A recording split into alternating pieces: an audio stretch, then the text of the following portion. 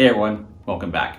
In today's video, I'm going to be talking about how to share your audio in a Zoom call in stereo instead of mono.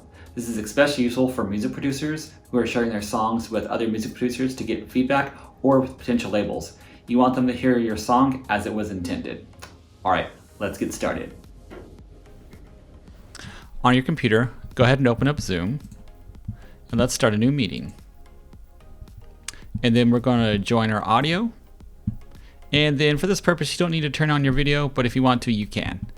And then next, we're going to go ahead and click this screen share button. And this is the important part right here. Down here in the bottom left, you're going to see this share sound option.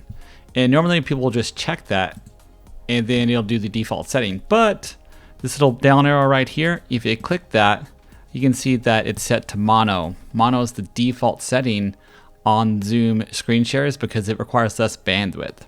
What you're going to want to do is you're going to want to change this to stereo.